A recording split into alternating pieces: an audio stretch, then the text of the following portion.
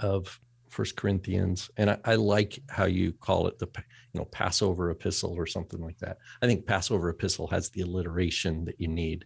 Oh, yeah. Better than Passover letter. But that these are people that Paul had, if we accept what Acts says, Paul was in Corinth for 18 months. So you can't have an 18-month period without at least one Passover. Right. So that means they celebrated Passover with Paul at least one time, possibly twice.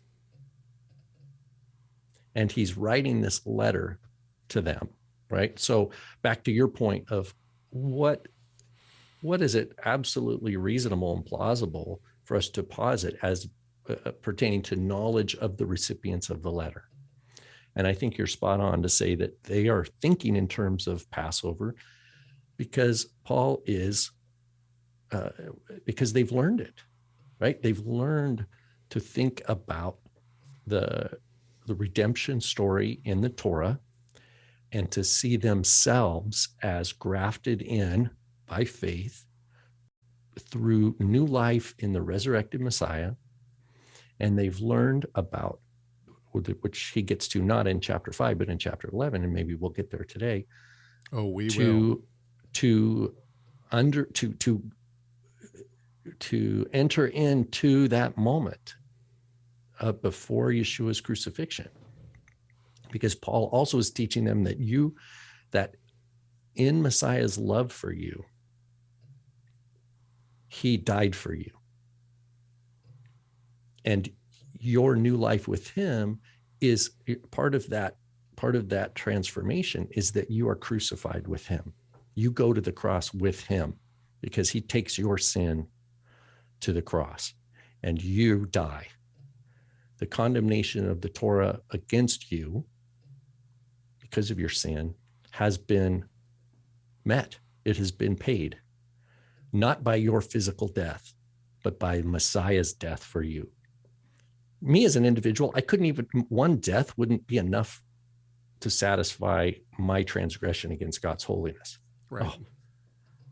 So they understand this. They understand that to be a new creation Messiah is to be part of a new living community, and that community must be discerned. Right.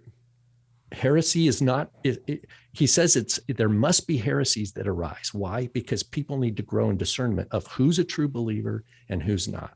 And so in chapter 5, he's talking about a person who was among them who had behaved worse than it says, Gentiles don't even do this. And they need to be knocked out of they're not reckoned as part of the community.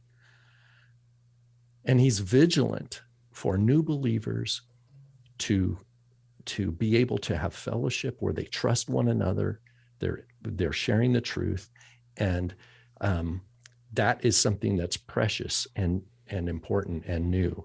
And he uses in chapter 11, he uses the Passover meal as the exemplary meal, not that it's replicated whenever you want it, but that it is whenever true believers are together, they can proclaim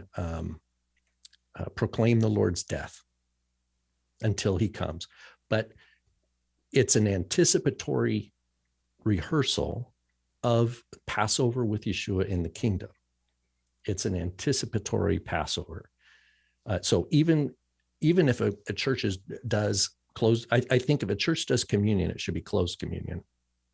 In other words, at the very least, they're making an effort to differentiate who is in unity of the Spirit, who is in unity here, and to have some sort of border. Thank you so much for watching this video. Tell us your thoughts on this subject by leaving a comment in the comment section. Make sure you like, share, subscribe, and enable those notifications. And we'll see you in the next video.